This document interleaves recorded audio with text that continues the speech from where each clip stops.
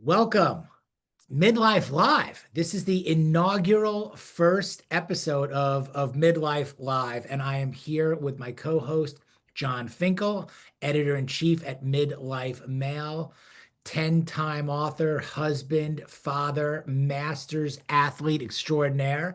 Um, why are we doing this? Let's talk about why we're doing this. First of all, welcome, but we have a conversation like every Monday for the newsletter that we put out, Midlife Male, which is now reaching over 26,000 accomplished men, 40 to 60 across the country.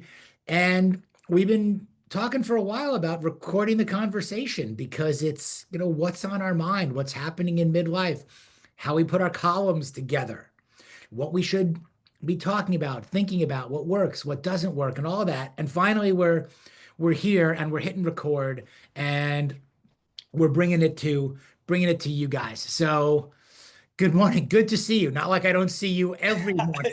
Yeah, it's all the time. No, I think it makes sense. I mean, for not that people pay attention to any first shows or what I have to do a first show, but it's like with algorithms killing like actual conversation on social, we put these newsletters out, and in a newsletter is amazing for a lot of things, but one thing it's not wonderful for is the conversation underneath.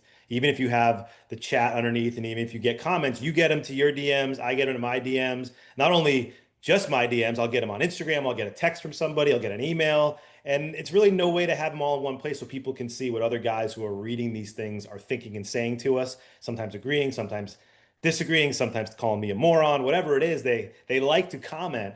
And this is a good spot to kind of go through what the Sunday issue was most recently, or even articles we've had recently, how they've resonated, and kind of to go back and forth on why we wrote them, which I think is a big thing now, especially in the world of AI, optimized AI things that are just put out that they hope people read versus like why we actually as dudes wrote this shit. We could go down the rabbit hole immediately on like the whole AI thing. We could go down the rabbit hole of like why guys don't really want to comment publicly on a lot of stuff, why they send it through DM, or hit us up through all these different channels, which by the way is great. Love all the feedback. Yeah, of And, course. and more often than not, it's the way that we're thinking. Yeah. But we're having the conversations, then to your point, we're writing about it and putting it out there. And it's always interesting to see what comes back. On the AI side of things, and we talk about this a lot, there are some tremendous advantages of what's happening in technology and AI, but this like overuse of AI, and we don't like we pride ourselves on not using it in our writing. Let's just be straight out there. Like Yeah. in our writing, like we write, we enjoy writing. Just like fitness and everything else, if you're not using the muscle, you're going to lose it. Like to rely on that just crutch of AI constantly, and what we see is there's just so much out there that's like it's so part of my it's so fucking obvious that it's AI written and Yeah. it's everywhere that like there's the little soapbox, on it overall. But it's like great tool for a lot of things. When you really want to get into nuance and depth and making mistakes and missteps and all the real shit that's going on, not that great for that yet. Well, Plus, and things that are actually happening, like in your life. There's no way at this point to do anything with that beyond you writing it or me writing something I see or that happens that you can pull the humanity out of and relate to our other, dudes. speaking of that, like what's your process like for writing? Um, it depends what I'm writing. So columns are very much for me on the fly. Anyone watching, if just a brief, like, so I came up writing for magazines. I spent most of my 20s writing for, I had a column in GQ, I had a column in Men's Health, I had the back column for Muscle and Fitness, like the old Rick Riley column, but in the fitness world for Muscle and Fitness for years.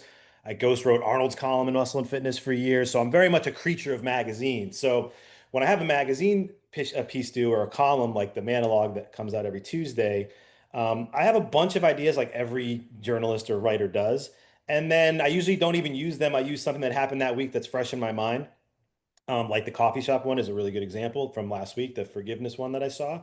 And I just I do the goofiest thing. I go to coffee shops all the time. That's where I do most of my writing. And I oftentimes put in coffee shop background from a different coffee shop in my headset, and then I start writing.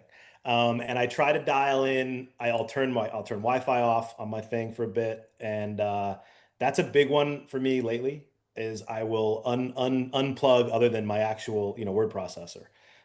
Even Google Docs, you can write and save, export if you want. So that's what I do. I write that kind of stuff. Books are a whole different, I mean, I could do a whole show on, on all the books up here I've written. Like that's a much more like, I got to block out 2 to 4 hours, depending on what I'm doing in research. If I'm doing the writing, what chapter I'm on, what stage I'm on. I mean, those are, whether it's fiction, it's 9 months to a year, and nonfiction, I mean, Macho is almost 2.5 years. So that's a different one, but that's my column setup. Is I can knock out a column in about an hour or less if it's a good idea that I believe in. And typically, in fact, that's how I know I'm not onto something, if I'm really trying to force it. Mm. You come from that writing. It's funny because like I don't come from a writing background or like a journalism background. Yeah. Like I'm a communications guy, like a communicator guy. So my process is totally different. My process is actually I just actually throw up into my phone pretty much all the time. Right. I do most of my writing in the car. Like I'll get in the car and I'll open up voice notes and I will just start just riffing on stuff, whatever it is, whether what it's my viewpoint on what's disappointing me this week or what happened at home or what's going. I just throw up into the voice memos, Yeah, topic, no, I edit for put it people, out, and I I edit all have your stuff, right? yeah. So when I edit your stuff, I know, and that's what we've talked about it recently, like the writing style or even the style of communicating with us is so different. Like most of what you write, I always say is essentially this, it could be a full TED talk. It could be, it's you, I picture you when I'm editing your stuff on stage saying these things. Some of these topics obviously wouldn't warrant a TED talk. They're just viewpoints on small things, but they Different could all be stage for some of these topics for sure. and some of them are big, right? Some of them could be, but all of these topics that you're writing about it's your viewpoint. So it's a perfect, flat platform for you to do it. And so your process can be like that. I think it'd be very hard for me to craft a story where I'm creating even in the coffee shop one last week, you're still creating the characters, the setting, the scene. I think it would be difficult. I tried that with my last book, the idea now that like the typing thing into your, saying dictating into turning into an actual transcript or manuscript, the tech is there. You could probably write a book even in your own voice, just dictating it as you walk the dog. I tried it. It would give me a couple decent starters for paragraphs or for chapters, especially in the Macho Man book. But when you have so much research laid out in front of you and you're pulling quotes from things, and especially if it's nonfiction, it's just you can't keep all those screens in your mind to put them on the page. But yeah, I mean, I could probably do some things like that. But I'm also, to your point earlier, like I'm a creature of this. I like sitting down, blocking things out, and doing this, just like I like going to the gym and doing that. See, I like perpetual motion. Yeah. I like doing it when I'm in motion, saying it when it gets in there, letting it flow, coming out with it, 5, 6, 7 different ways, bouncing it around, recording it, then transcribing it and going, okay, what still works here? Yeah. And, and more often than not, you know this because you edit so much of what I write. Also, what ends up happening is those voice notes, the riffs, the longer car ride, whatever it might be, putting it ends up being 3 or 4 or 5 different columns, Which is great. That's what riffing is. different ideas, and you go, okay, out of this, we're going to pull this into this viewpoint. Now, this one's a separate viewpoint. So they're separate, but there's so much connection in it too. You mentioned the magic word for today also, which was, research, sitting down and doing the research, which leads me to statistics, which was the viewpoint for this week also. It was all around statistics and whether statistics matter or Yeah. don't matter for for most men in general. I mean, the position that I was taking was if you're on the right side of the statistics, statistics don't really matter. Doesn't matter how much research I could do on getting better sleep or exercising or making more money or all of these other or quitting drinking versus continuing to drink. You have tons of stats on that. But Yeah. they're Well, yeah. irrelevant if you're on the right side of the statistic, meaning like we already know the answers. Like go use a statistic 9 times out of 10 or 10 times out of 10. Like we know the right answer. So we're either going to do the work or not do the work, make the right decision or not make the right decision. But we Yeah, know it. well, my favorite thing about that column opening up the viewpoint was that we made up the stats, right? So like you have to remember, and this is where I think some of coming from the magazines world and seeing how much that they're using, the SEO tools and the AI tools to optimize every single headline so that you click. One of the reasons the statistics are meaningless is because they're only taking the really shocking, supposedly shocking ones to get you to click on it. They're never going to take a boring stat. Like people who exercise live longer is not a clicky thing, right? Like men and women who wake up and drink water in the morning, 100% are not dehydrated in the morning. These are not things anyone will click on. And so the very nature of the ones that you're seeing when you're doom scrolling is to get you to have anxiety, emotion, feel a certain way. And so when we opened up your viewpoint with like 80% of men only sleep 5 hours, 87% of men, are miserable after age 45. What men? Only studies that show those men are going to be printed. Any other study otherwise won't be clicked on. So there's no reason for an editor to pick to even publish it. Which gets back to the statistic or the fact that matters. Like often the boring, the benign, and the simple Yeah. is what actually works best. Yes. The other stuff, it just doesn't. And do you want to be in the majority or in the masses? Which, by the way, you don't need a statistician to go walk around Disneyland. You don't need a statistician to walk around the grocery store. Walk around, almost just observe. I'm going to get on a plane tomorrow, and we know what we're going to see when I go to the airport Yeah. in mass. And when I go to get on the plane in mass, it doesn't take a genius, a rocket scientist, or a statistician to like, this is where the ranting and the, stuff, to know that overall. Yeah. And the guys in our world, and this is where I got our world right now. And I think because of the way that we have chosen to live, at least for me, chosen to live intentionally over time. And I've been on the wrong side of a lot of these stats and a lot of these choices, but having kind of migrated over intentionally and consciously by making better choices and doing different things. On the other side, like you just don't know. I don't notice. Like I notice the mass and in the public world, but I notice I don't need to be reading stats and I don't notice in my day-to-day life because the guys I'm hanging around right now with, the guys I'm working with, the conversations I'm having, those guys are not in those mass stats either. So Yeah. we're kind of in this like other little percentage bubble of like, okay, yeah, we do get a certain amount of sleep, and yes, we do exercise a certain amount, and yes, we do, we have limited or given up alcohol, and therefore the topics of conversation end up different. We're talking Yeah. about swim meet. Yeah. We're talking about this health thing. We're talking about just different stuff, not like why can't I sleep, or oh man, I woke up so hungover this morning. Other things that would reinforce the statistical masses, like they're just not entering the conversation that often. Yeah. Well, it's also like cognitive and visual like dissonance, right? So I coach flag football with my kids. You did a thing, segue transition right here. You did a thing speaking on forgiveness Yes. this week in the Manologue. You're like just doing things. All you got to do is be the. And this was like about a conversation that you eavesdropped on in the coffee shop. I jumped because like we're like over indexed on the fitness and health side, and people get that already. At least I think they do. Okay, if you want to know more, just like hit either one of us up. We'll send you everything you want. Okay. But in the multi-dimensional world of what we do also talk about, like you eavesdropped on this conversation, and it was about taking the forgiveness and taking the first step and like meeting up and doing things. And I thought it was really good.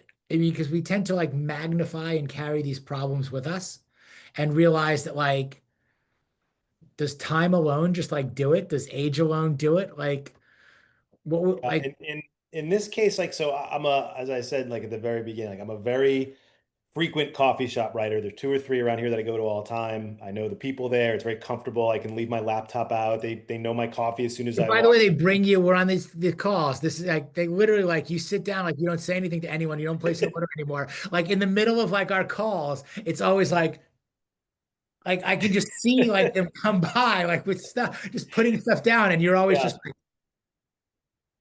Yeah, they know. They know. It's great.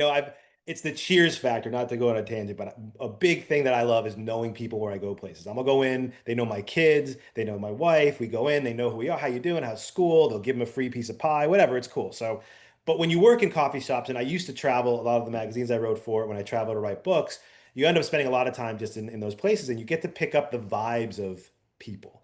You can see women having a tough time. You can see guys blew a sales call. You can see a couple they don't want to be there together. One of them said, "Let's go have coffee," and the other guy doesn't want to. And it's just you can just sense these moments. You've been in them, but you also can kind of see two women having a fight, two guys negotiating something. And on this particular day, I live in South Florida, so you see more than your average number of kind of older guys. And I could just you don't usually see old men sitting alone in a coffee shop, basically. And this guy was just sitting kind of catty corner to me. I stride in the thing, just a very regular kind of South Florida, Boca, West Palm kind of guy. Looked nice polo shirt or whatever, nice hair, little gold bracelet that they all wear. The gold old guy bracelet thing.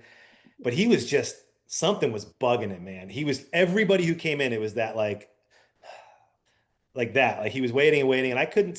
He's here, so I'm literally in my eyesight. And finally, this other dude walks in, and you can just, I mean, dude, if you could visualize tension, it was like an Avengers movie, like two people with like Cyclops and like Superman or whatever, like. Zzz. And he got his coffee, and they sat down, and I was like, I just pulled my earpiece out. I was like, I got to know what the hell's going on here. And the guy is almost like the one guy is just like trembling. He can't speak, and I can tell he's trying to apologize for something, and he can't get it out, and he's doing that like I don't know if you've ever been around, like when old people have a tremor that he's like quivering and he can't get it, and he's about to apologize for something. And I want to step on the piece. If you haven't read it, you'll read it because I set the scene a little better than this. And you can just tell this is just a burden on this poor 80. And who knows, maybe he was totally at fault. I don't know. But he's just this whole weight of the world is on him. And he's about to like do the thing we all say we want to do and just own up to whatever it is and apologize. And if it ruins the friendship and ruins everything, so be it. You need to sleep at night. You need to get this off your chest. And the other dude does the most gracious, like, I just want to do this. Hopefully no one does me wrong like this. He just goes, forget it. We're too old. And the other guy, these guys are both almost 80, like Uh, oceans of tears in his eyes. He stops and he's just like, his lips going, and he's just like, Really? He just goes, "We've been friends too long." And he says something like, "We've been friends too long. It's too old for two old bastards like us. Just forget it." And he reaches over and he puts his hand on the other guy's hand. And the other guy kind of like, they look at each other. And he basically, you can tell, like, I mean, in a movie, if there was a subtitle, it would be like, "We're moving on." And they look at each other. He pulls his hand back. The guy takes a sip of his coffee and he's just like, the Dolphins had just lost again. They're horrible this season. He's just like, fuck the Dolphins, like screw the New Yorkers or whatever. And dude, they just started talking football. They were there for another hour. I didn't eavesdrop anymore, but the power that pulled set, up a chair, joined yeah, them fellas, I got to know what this is at the about. table. Like I could Yeah, so but see it all. man, You think start about throwing up the with me, power. guys. Come on. But I just think about all the stuff we don't know. How long had they not talked? Is it years? Is it months? Is it days? Like the guy who was waiting, like, what did he do? What did he have to apologize for? He obviously set up a meet, like, we got to talk. I have to get this off my chest. And at some point, the other guy must have been livid. The guy who forgave must have been rip shit mad at him. And at some point, maybe it was right when he was driving there, maybe when he saw him in the shop, he just goes, this is over. I love this guy. I'm just gonna end it. And it was I don't write about this kind of stuff very often, but it was so powerful. Guys don't do that. We don't do that. We hold grudges forever, or we just ghost and don't give a shit. He just absolved this guy, and then they moved on. It was the most beautiful moment I saw. It's pretty powerful. Can we backtrack though on the other thing? Which Like thing? I don't want to pass this over because Yeah. you actually know people at the coffee shops. You like it when they know you, your name, the piece of pie, the whole Yeah. the whole other thing. Yeah. Okay. Not me. Okay. Not me. Really? I didn't want to glance right. I didn't want to just gloss right over this. Like That's fun. you're friendly and you go to the places and they know you and the pie and it all sounds wonderful. And I'm going, no, I don't. No, I don't. You And I don't do any chit chat? regularly. I am a nice person. I will say, okay, like I am nice and I am polite and I do know certainly the names of certain people and I see them pretty regularly at certain places, but you go more than I do. I'm very introverted and I do a lot at home right now. Like I'll move from my upstairs office where I am to like the dining room table to the backyard. I pet the dog. Sometimes I even have a little desk in the garage gym, depending upon the weather overall. But I am fucking exhausted Yeah. all the time from all the talking, the talking, the writing. I didn't see this coming. Also, Yeah. the talking, the writing, the coaching, the speaking, the even talking to myself in the car rides around. It Yeah. is, I'm exhausted. Hard being you, brother. But when I get to some of these, but you know what I want? I want an iced decaf cappuccino with almond milk, and I want to be left alone Oh, see, also. by the way, part of it is I just get black coffee. I don't order anything. I have I'm the off the easiest order of caffeine. all I'm, time. I'm less grumpy. I'm less, but Yeah. I'm often very talked out. And like I do like the observation. I like to go because I can't be home anymore and can't totally Yeah. be, I get it. insulated. But like I can't do all the small talk or the engage. Dude, so my Manologue is on this coming one whenever people see it is on the beauty of small talk. All like this week alone, I've had so many great little revelations from small talk. And mine is on the would probably be the beauty of leaving me alone. So I'll tell you one thing. Not doing the So small talk, because here's the guy. Hold on. yeah, Because you know what I really can't stand? I can't stand like the small, like the small, it just doesn't go anywhere, like anywhere, or you'll bump into see somebody and it's like, hey, how are you? We're doing, you do a little small, we need to get together and we should really all right, have, that's a different kind of right. small And then talk. it's like, but we never see, we just did two columns. This is Yeah. what we always do. And it's like, no, we don't have to get together. No, Yeah. we really don't miss one another. We could just end the conversation like 30 seconds ago, even, and just like, good to see you, man. That's small talk with people you kind of know. I'm talking about complete strangers. That's this my Who focus on. often I like better, by the way, than Yeah, yeah. I people don't like I the hey, know we and pass each don't other want to every do day. Yeah. anything with. But the point I was just trying to make is I'm tired. I'm exhausted. I talk a ton overall, Yeah. and I usually don't engage in a whole lot of the small talk with the people at the places I go. And I also, like you, I always go to different places also for that reason. I'm not like truly irregular really anywhere for that exact reason. Being a regular is the greatest. It's free pie, it's the free coffee, it's the smile. It's I don't have to worry about my stuff on the desk when I'm writing and I have 7 books out for research. They know it's my stuff. But I will say that the reason I think I enjoy it so much, and this comes from probably the author side of me, is um, I spend a lot of time solo, quiet. When you're writing books, like especially I'm writing, a novel or whatever, you're spending 3, 4 blocked off hours in your head, just silent. So when I'm not doing that, or when I want to go somewhere to have a little after, you can't just go 4 hours straight.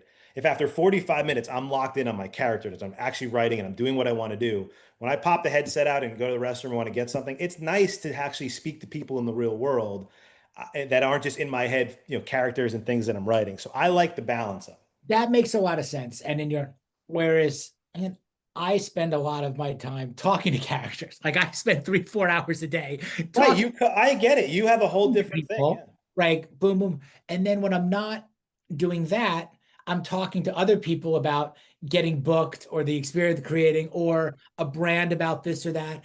And I find like from 6 o'clock in the morning to, give or take, 7, 8 o'clock at night, these are like, I'm like, I joked with Kate all the time, like I'm out of words. By like Well, also you by coach, right? Friday, Coaching, I could never do what you do. I could never just talk to people for 3 hours straight like that. For me, what's funny is, we do all our work for Midlife Male and all the meetings we have, and we're talking constantly all day on our box and all these kind of things that we do. But I do my other thing is just books. And so what's funny is sometimes when I'll block out early mornings before our day starts and everything else, I'll laugh that like my kids go to school, my wife goes to work or whatever. And until we have a call, I'll be like, I haven't opened my mouth. Like I've just written for an hour and 45 minutes. Even if I work out, I'll listen to music. I haven't spoken to anybody yet. Like where you probably might have just got off a 90-minute call or an hour-long call with somebody. So I like the break. And I like because I use this stuff as like another office, that third place feel, right? Like it's cheers. I like going where they're like, hey, morning, John. I'm like, morning. And it's only 2 or 3 places. But like even the pool that I go to, the desk person, this person, that person. I like those little moments, and it's good to have a smiling face when you get there. all of those things are true. If you happen to see me planted in a corner of a place, that's like sometimes Just you have that just leave me alone hat. there are times when I definitely have the leave me alone hat on because it's like I just came here to get the smoothie. I just came here to like get the sandwich. I just came here to like try, like in that regard, even just try the new place because I heard it was interesting and I'm short that F for this week's newsletter. And I just want to be able to say, hey, this like this is the barbecue place I want to write about this week and tell people kind Yeah, of listen, it where can to get backfire. and I had a get in place and in out. Texas where the person was really irritating and I stopped going. It only works if it works where they don't bother you. It's a quick exchange. I'm not saying I go have 30-minute conversations with people. We had a coffee shop that was really good in Texas that I went to, and this new guy went work there and he ruined it for me. I used to tell my wife all the time, like, this sucks. Like this guy, it was nice, and now he comes and sits down next to me. He wants to talk about the book. And I hate it. Now I can't do anything. So it can like the extremes are always bad. It needs to be So, someone who do gets you the provide any feedback to that individual or you just stop going? Nope, I just stopped. I was like, I can't. I'd go there and I'd start writing and he'd sit down. What are you working on? The first time it's nice. Um, Second time it's like, dude, I can't talk about what I'm working on for 45 minutes. I have to do this thing. And I was like, I don't want, or I pretend to have a call. And then I just started feeling bad. And then I just stopped going. I went to a new place. I had that in a co-working space. I thought I was going to get an office and kind Yeah. of did. I joined this little co-working space nearby because it's like I gotta get out of the house, like and sit Yeah. here all day and do this and good. So I'm like, kind of back motivate me, I'm like, oh, really? Yeah. So the same thing happened at that point. I'm in there, I'm doing some work. I'm doing those, all, the rooms are all glass and all the other stuff. And I'm like, get like people would just come in. Oh, hi, like, Yeah. hey, That's what they're for, right? right, They're like, what for are you just, doing here? Or oh, you're new, or we this and that. And I was like, at the beginning, it was like, okay, like maybe you're the new guy. Like it's nice to be, yeah.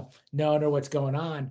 But then it became, I found out that like in a way, you're right, that's what those places are for. They're for like networking, or Yes. like all these other Not to actually get any work solopreneurs done. or people that want to talk. And we're all on, of course, different schedules. So naturally, like you're in the flow and you're writing, and like somebody decided to take their 20-minute break from work, and that's the time they're going to Right. interrupt your work.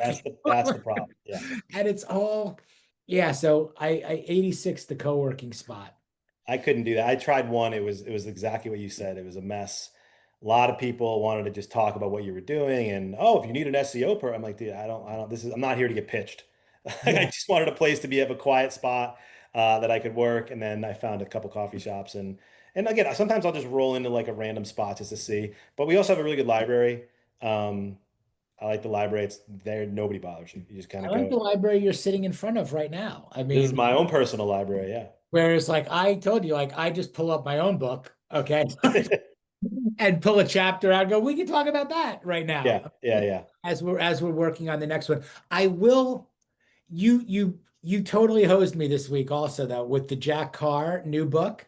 Oh, so good. Right? So this is what you say. The Jack Carr book is super good, and you wrote about it. And then I have been thinking about reading books for enjoyment now for the last couple of weeks. This notion of like I'm completely over all of the self-help stuff and Yeah. like listening to all of the interviews and podcasts and self-help stuff. I've just like enough already. I'm drawing a line on it uh for I don't know indefinitely for right now. I think Yeah. we You don't covered need it. already how to help ourselves. Get up, work out, walk, reduce Done. alcohol, sleep 6 to 7 hours a week, talk to your kids, talk to your wife. Like we could make a list. I did like a list of 10 or 12 things this morning, even going, hey, it's Monday. Yeah. And if you just did these things, you don't have to worry about any motivation. Yeah. You'll be good to You go. can put those other books and that other shit back on the shelf. But you've been nurturing this desire to like read, go back and just read for enjoyment. Greg, you don't have to just read to get Yeah. better, like to get better at everything and optimize everything. So I go to Barnes and Noble. And by the way, bookstores are back. Dude, I write at Barnes and Noble all the time. Yeah. Okay, so bookstores are back. We had none for like a long time, or we watched them go from like a ton of like Borders, Barnes and Noble used to be everywhere, all these bookstores, even independent ones, to like feeling like they were like none. And Yeah. now they're back in a big way, and they just built this gorgeous, insane, awesome Barnes and Noble right near my house, like walking distance from Oh, my house. awesome. I live So, there. and Yeah. it's got a Starbucks in it and everything. So I walk in and I'm all excited to get the new Jack Carr book. Comes out this Tuesday. Fuck off. Thank you. That's my book. So I go in the store, I'm looking around. I'm like, there's so He many does books. have seven other books that are all And pretty I know good. what I want. So I wait on the line and I wait after. Now I'm thinking of your forgiveness guys because I'm behind like this really sweet elderly gentleman who is up there asking a variety of different questions and clearly like doesn't know how to utilize certain aspects of technology or search for Yeah. things and everything's really so woman up there is trying to really help him. And then she's like, okay, so I'm going to get somebody to help you. I watched the whole thing. All I want to do is just ask, where do I get the new Jack Carr book? Like, point me in the right direction in the store. There's 10,000 books here Yeah. to do that. So I get up there and I ask for the book, which is, what's the name of it again? Now I Cry forgot. Havoc. Okay, Crab. And I've just finished Terminal List, like Dark Wolf and all of his shows, so I'm ready. Can I get Cry Havoc, please, by Jack Carr? So, by the way, I'm so proud of myself that I know the name and I Yeah, know yeah. how to spell Carr and Jack. Yeah. Yeah, he wrote the Terminal List. It's like I'm it sounding like an doesn't come educated out. man. Yeah, it doesn't come out until next Tuesday, sir. Tomorrow, Yeah. by the way. So, Yeah, no, Jack, I whoever is interviewed Jack listening for to this, that. So good, so dude. Mike, I'm more of now. I'm so upset. So did you get anything? No, I didn't get anything. So if you Okay. just finished Terminal List and you just finished that, go get Savage Son. That book is about it's Oh, about Reese and it's sorry, about you wrote that Tracy. in your thing. So I did make that move. I made that move. I went, oh, by the way, do you have Savage Son? Because it was Yeah, also in your article. yeah, yeah. Again, big me. Look at me breaking out Yeah, the book titles that are there. And she goes, unfortunately, we do not, but yeah. there's one copy available at the other bookstore or wherever. Uh-huh. John, there's a million books in the store. I could have Yeah, bought it. yeah, I could give you, Okay. look, any one of these you could go get. I was saying, I walked out with nothing. That's Okay. I hilarious. walked right by Mel Robbins' Let Them Theory for the 95th time. Yeah, Okay. yeah, And I wouldn't get that. didn't buy a thing Oh, while that's I a was in there. shame. So You know, now Savage Son tomorrow is so good. Yeah, that's crazy. Well, I I'm mean, buying the book. I have it on my calendar. Tomorrow I'm buying it. yeah, I'll be yeah, yeah. bold. If you, I'm getting it at the I would bookstore. order. I'm Yeah, getting it. it's really, really good. I am book recommendation dude. So whatever you I got, had it all worked out in my brain that's that I really funny. would have bought it the other day.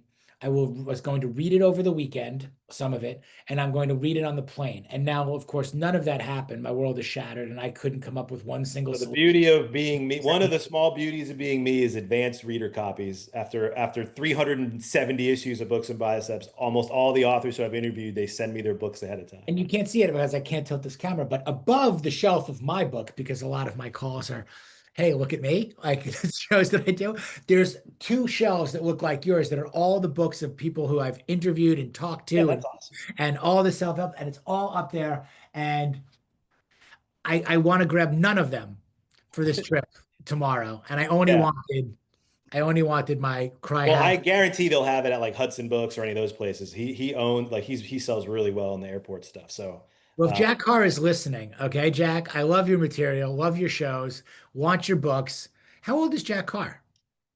he's almost 50. I mean, he was in the teams for 20 years, so 22, 40. He's probably like a little older than us. Oh, probably actually So, your age. 50, yeah, 40 so we need to interview Jack Carr. between us, 48 and 52 We maybe. need to interview Jack Carr because he's great. And so is Chris Pratt and so is Taylor Kitsch. They're all got to be close to midlife man. If Carr is almost 50. But I don't know how old Pratt's Pratt. on like marriage too, right? And several kids, I I don't know think. much about him. He's probably 40 at least. Let's see. How old is Chris Pratt? 42? I don't know. Chris Pratt is 46 years old. Oh, okay. There you But he's right there for us. So there it is. Bucket list interview. Jack Carr, Chris Pratt, Midlife Male, how they see it, what I should have read when I couldn't buy his book.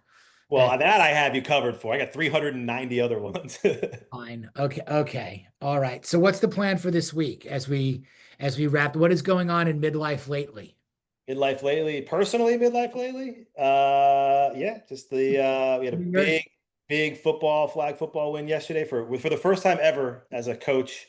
I actually got my team. We are the Patriots. I've coached every sport imaginable for my kids. I've never been the Red Sox, the Celtics, or the Patriots. My kids don't play hockey. For the first time ever, we got the Patriots. It's awesome for me personally. I coach with my brother. So my son is the center. My nephew is the quarterback. We won 28-0. They call themselves, we've played on a lot of teams together. They call themselves the Cousin Collision.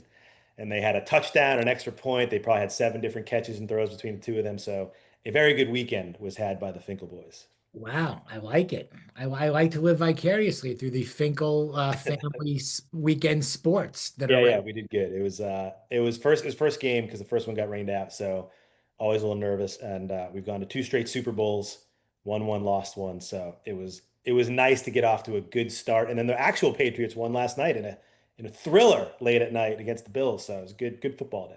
Don't give it away. I saw something with Vrabel, whatever, giving the Yeah, ball to Stephon Diggs, and something obviously happened, and yeah. whatever. I could care less. So I probably won't really fight. You could give it away. Like I say, like don't give it away. Like I give a I shit. mean, people know on Monday by 12:30 who won the game Sunday night, I so there's no don't. spoilers. I have not watched.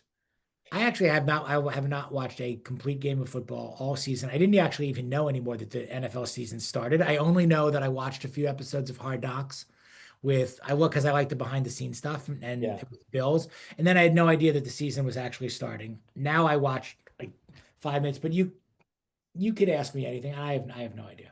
We still watch it. I love it. My son watches it, my dad, my brother, everybody watches it. So it's a good time. I used to be like a big like sports guy, and even on the winter and stuff, weekends and all this, and even like on the college side, like I just we're all over the place, but like I just don't give a shit that much anyway. It's a lot of time to devote to it, and like I'm doing other stuff. So I'm like Yeah, I'll it catch all up with depends on how Michigan much won. I you. know Michigan won, but like it didn't make or break my weekend. And none of the stuff makes or breaks how it used to be before kids and before all that. Now it's more just like a way to enjoy, a way to relax. I mean, we're busy wall to wall. I'm in the pool at 6 on Sunday. We're coaching in the afternoon. And to come home and chill and watch some football for a few hours is nice. I actually much prefer it. See, this is how viewpoints and stuff get written. My viewpoint is I have no desire at this point to give up like my whole day. Certainly, like go there and tailgate and get the tickets and go in and be around again. All the I call the Gen Pop and the loons, over there. The people like it's like also dangerous. Also, like nothing is. It doesn't seem like a really again like a super great time to me. Yeah, Like I like going to stuff. I like taking the kids to a stuff. few things, yeah, some things, but like my kids are now older and everything. But like I got offered 4 tickets to the Texans game, like Sundays, like, oh, they're club level and you can go to the Texans game and you've got them. And I was like, no, I have a 70-inch TV. It's fantastic. What I don't really know anything about the team anymore. I'm gonna get up and do my stuff, and then like I'll eat food, I'll watch a few minutes of it and bounce around, and that'll Yeah. be Listen, be the end of that. it's okay to be a lapsed football fan. You'll come back But if maybe. you, it's really more like if you asked me where I was going to apply time and money back and where I would feel like I would get greater return on my life, like what I would want to do more, it really kind of just comes down to that.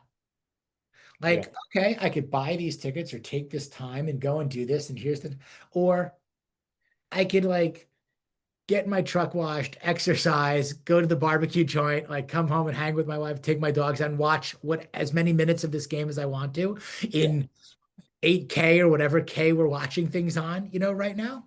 Yeah, I And mean, look, put we money live towards the Dolphin the Stadium next here it's a miserable experience. I don't go to many games. It's a disastrous parking lot, it's disastrous traffic. It sucks. So we don't go. We used to go to the Pats Dolphins game every year, and we stopped about 3 years ago because it took us like 2 hours and 40 minutes to get home, and it's like 30 miles away. So I agree with you on that stuff. We don't really push it.